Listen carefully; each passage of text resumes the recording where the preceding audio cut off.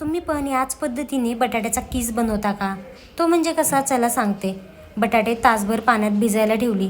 तासाभरानंतर पूर्ण बटाट्यांची सालं काढून पाण्याने स्वच्छ धुवून घेतली.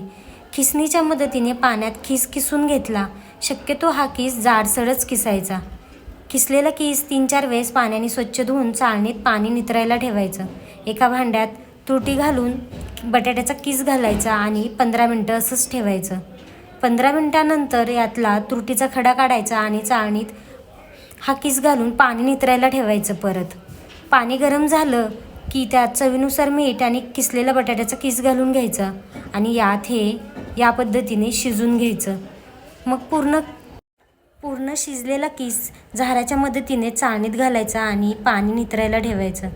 उन्हात सुती कापडावर 2-3 दिवस या पद्धतीने वाळवायचा. तेल गरम झालं की मग पाहिजे तसं तळून घ्यायचं.